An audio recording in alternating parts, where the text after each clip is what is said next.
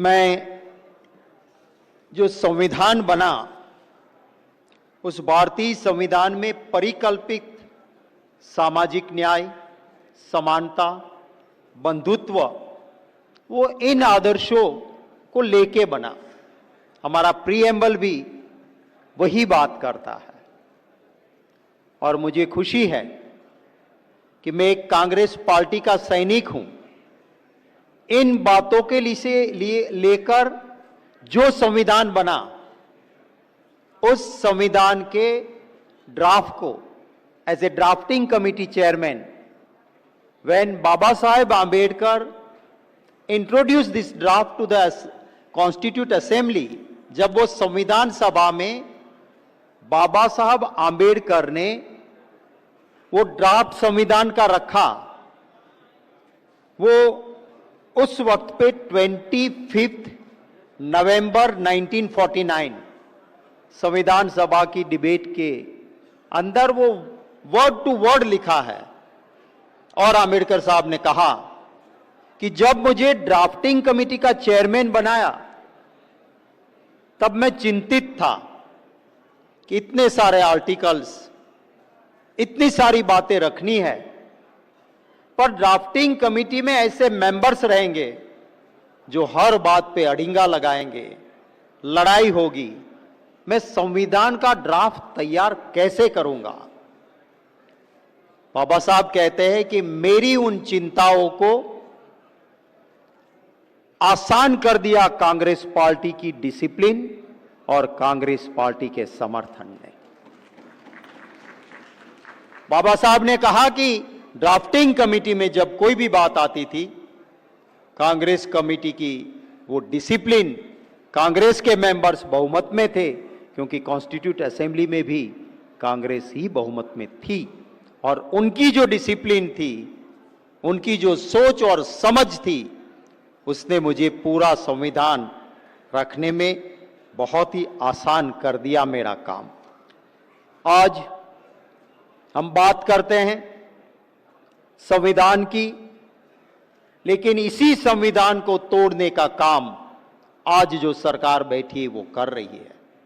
राहुल गांधी जी हाथ में संविधान लेके लोगों के बीच जाके संविधान की रक्षा की बात करते हैं।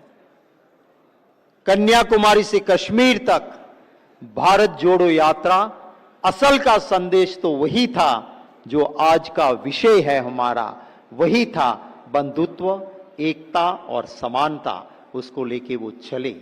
खड़गे साहब हो, प्रियंका गांधी जी हो और कांग्रेस का छोटा सा कार्यकर्ता हो, हर कोई हम लड़ रहे हैं इस देश के संविधान की रक्षा के लिए।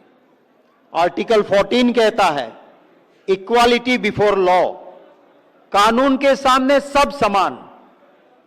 क्या ये सरकार में है? अगर ऑपोजिशन में हो, आपके लिए कानून अलग, और आप पलटूराम हो जाओ, उनके साथ चले जाओ, आपके लिए कानून अलग। देखिए आप जो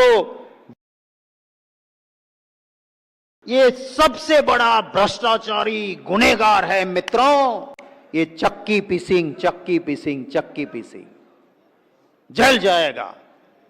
वो जैसे ही विरोधी दल से उधर समर्थन में आ जाता है, पार्टी इन पावर के साथ आ जाता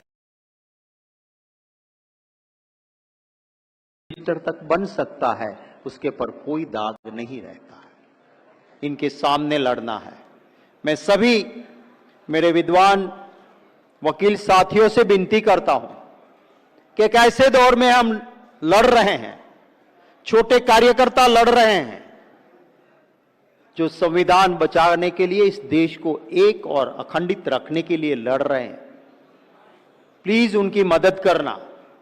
मैंने कहा नहीं, बिल वकील, ये छोटे गरीब लोगों के पास बिल देने के लिए पैसे नहीं है, उनको जरूरत है दिल के वकीलों की।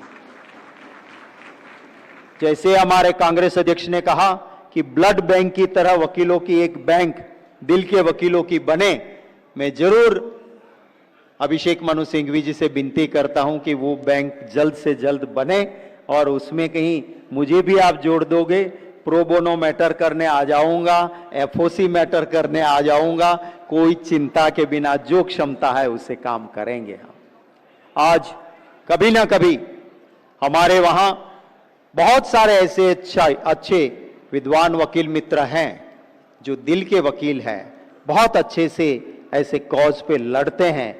हमारे नेताओं के खिलाफ वो जानते हैं कुछ मिला नहीं, कानून तो ये कहता है कि गुनाह हुआ है 10 दिन में एफआईआर करो, तुरंत चार्जशीट फाइल करो, पर यहां पर ये नहीं है। महीनों महीनों बरसों सरकार बन जाती है, फिर भी कुछ नहीं मिलता है तो भी ढूंढते रहते हैं। हमारे चाहे छत्तीसगढ़ के सीएम साहब हो तो उनको भी परेशान करने की बात, कांग्रेस के नेताओं को राहुल गांधी जी के खिलाफ 30-32 केसेस, और भी ऑपोजिशन पार्टी में अगर पवार साहब है तो उनके ग्रैंड सन के खिलाफ भी केस। लगता है कि नेता नहीं डरेगा तो उसे इमोशनली कमजोर करने के लिए परिवार के सदस्यों को अंदर करो। इस तरह की लड़ाई है जहां हम सबको साथ मिलके देश की जनता का भी साथ और आशीर्वाद रहे और हम इस सच्चाई की लड़ाई को लड़ते हैं, लड़ते रहेंगे। मैं अभिषेक मनु सिंघवी जी का धन्यवाद करता हूं कि मुझे इस पैनल पे आमंत्रित किया। मेरा 7 मिनट का समय था, 1 मिनट क्योंकि लंबा फंक्शन वो चला था तो वो डोनेट करके 6 मिनट में मेरी बात खत्म करता हूं। जय हिंद।